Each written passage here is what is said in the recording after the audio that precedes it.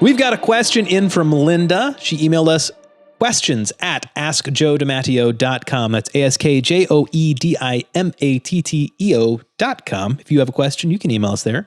Linda emailed and she said, is there a benefit to taking individual supplements versus daily essentials? I take zinc, CoQ10, D3, omega 800s, vision support, and collagen. I believe your daily essentials may enable me to reduce the number of supplements and save money. That is an excellent question. So that is a great question, and that is one that we get often. So I think given that, I'll go over things a little more broadly. Okay. And then we'll address more specifically Linda's exact supplementation regimen. Yeah. So broadly speaking, daily essentials is meant to cover your bases. Okay. It's meant to fulfill needs of achieving sufficient intake of micronutrients. All right. There are 30 different vitamins and minerals in daily essentials. Okay. So this is to ensure that if there are certain gaps in your typical diet, that none of these nutrients are truly deficient in the body. Okay. Makes sense. So I think one topic that's critical here, and really even as you're looking at supplementation overall, is therapeutic supplementation versus more recommended daily intake type of supplementation. Okay. Got it. So recommended daily intake is just, again, the minimum intake that's pretty well established. Yes, it's controversial, but pretty well established regarding these essential nutrients, vitamins, minerals, okay, Sure. that are adequate to meet the needs of a healthy person. Now, as with most things, there are nuance. So for example, let's say you're eating a diet that is high in processed foods. Okay. Maybe the bread or the cereal that you're eating is fortified, meaning that since it is processed, they are adding in or back in vitamins and nutrients to round out the content, the micronutrient content of the product. Okay. Overall, this is a good thing. All right.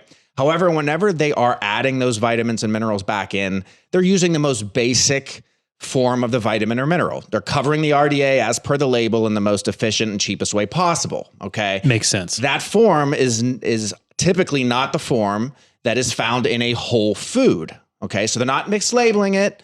It's not bad. It's honestly overall good, but there is significant nuance. So most healthy people are going to absorb those fortified nutrients well and critically be able to convert them into their bioactive form that the body can use.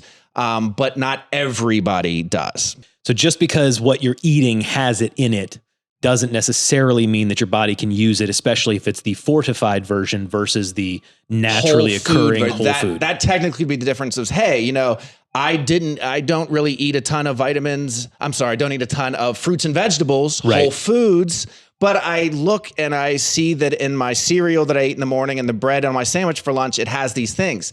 That is good. It's a good thing that they do that, but it's just one of the many maybe nuances of why that's not the same as a whole food. It's better than nothing, but it's not ideal. Yes. And for certain people, there's going to be more of a need than others. Got it. Okay. So so the daily essentials are designed to help cover that. Yes, exactly. So then you go more into the other end of things, the therapeutic supplementation.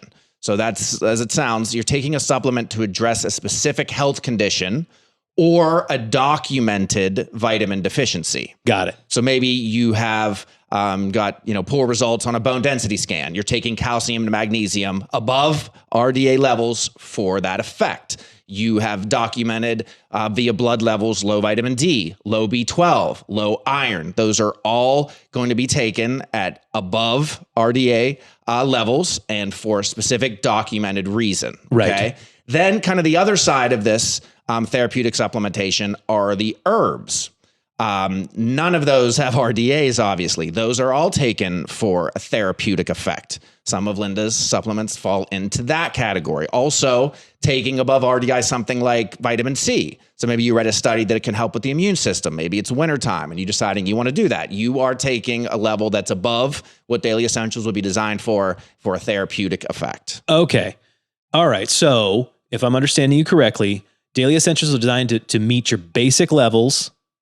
And then when there's a need for a therapeutic or greater than normal dosage, that's what the other supplements are for. Yes, exactly. Okay. Yeah. The only exception that is important to cover is the B vitamins. Okay. Daily Essentials has what I would describe as therapeutic levels of the family of B vitamins. Okay. And why is that? B vitamins are very commonly depleted by certain medications, commonly used ones, and by alcohol. The demand for B vitamins goes up under stressful conditions. We know how common those are for all of us. Yep. B vitamins are involved in production of neurotransmitters, so they have an effect on our mood and ability to focus. They're also involved in energy production at the cellular level because they're a coenzyme in the Krebs cycle. Okay. Critically important also, B vitamins, particularly again, B12 and folic acid, even when they're consumed in a basic multivitamin or in a processed fortified food, again, they are not necessarily being converted well. So those are ones that even in a diet that on paper, so to say, is good, daily essentials, because of the form of those Bs, is covering that base. Cool. And then critically, B vitamins are water soluble. So you say, well, I don't know that I need a therapeutic dose of the Bs, and you may not. They are water soluble. They're not mega doses, but yes, they're a therapeutic. They're above RDI. So the body will not accumulate them. It will not store them. So you're limiting any downside. So those are the reasons why Bs have been designed in this product to be more in the therapeutic level. In the dailies. Okay, so let's talk about Linda's situation specifically. She's got zinc, CoQ10, D3, omegas, and Vision Sport and collagen. I don't think a lot of those are in the daily essentials, are there? Exactly. So yeah, so we'll kind of touch on each one. Omegas, there's no omega-3 content in daily essentials. Right. Omega-3s are a subset of fats, which are macronutrients. Okay, so right there, again, that's not the aim of daily essentials.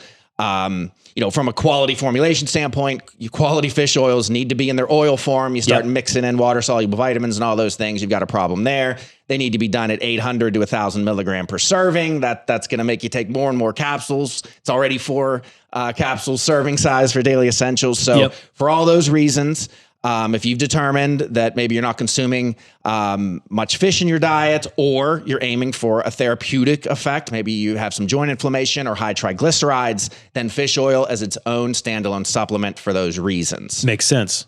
Vision support, primarily an herbal supplement. Okay, there is a little higher level of vitamin A, but essentially that's an herbal supplement for a therapeutic effect, obviously for vision, standalone product. Got it. The one that can potentially be eliminated is zinc. Okay. So there's 25 milligrams per tablet in the standalone zinc. There is 10 milligrams in the full 4 capsule serving of daily essentials. There's also, again, Linda specifically here, another 5 milligrams in the vision support.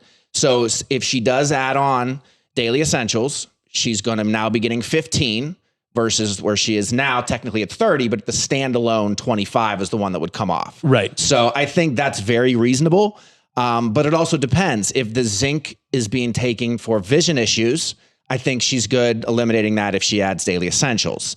If there's concerns maybe about thyroid, or there's a documented zinc deficiency, that would change. There are some studies showing that with thyroid health, you do want to be up around 25 to see some benefit to help with thyroid hormone production. So again, in that situation, back into therapeutic land. Yes. So the daily essentials not going to cover it. If it's more thyroid, but assuming with the vision support, et cetera, if that is vision related, drop it. If it's not, may need to continue it. Got it. And then the D3. Vitamin D, yeah. So daily essentials has 1,000. That's a little above RDI. But the thing with vitamin D is, even though deficiency is so common, you don't want to go super high even on a daily essentials, because that could almost fall in the category of Bs. Well, it's so common, we need it, so go a little higher. It's fat soluble, so your body will store it and accumulate it. So you don't want to overshoot the mark in terms of a broad supplement. Okay, so that's one.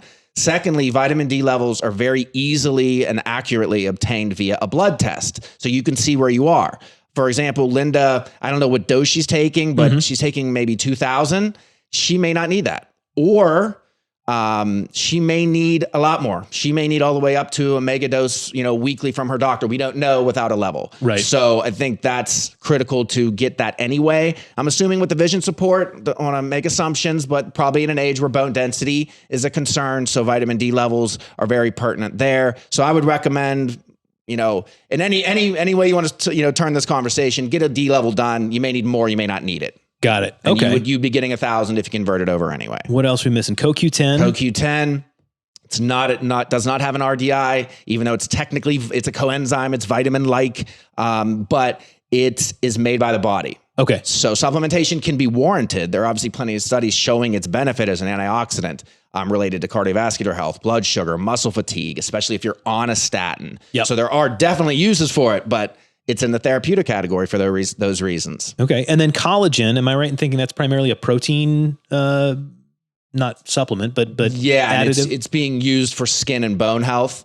No RDI. It's not. It's so again, you're right back in the therapeutic. If there's a need that she has or a benefit she's looking for, it's got to be taken separately. So even though maybe this, I think ultimately the last line of the question was less supplements, save money. Right. And I know I didn't accomplish that, but I think at least if, Linda can understand the whole picture here and make a decision from there. Right. Why is it you're taking these?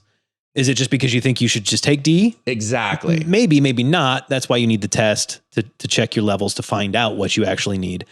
That makes sense. So I would say anybody who's on multiple supplements, a reevaluation with somebody that you trust of why you're on these makes complete sense. Absolutely. But connecting it directly to, well, I'll take daily essentials and eliminate those things is just not maybe the proper route to go. But again, an evaluation is always warranted. Right. And okay, that makes a lot of sense.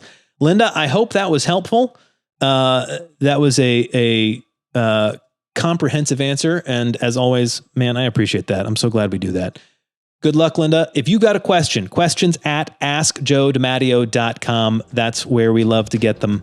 Or you can just drop a comment on this video and we'll follow up with you there.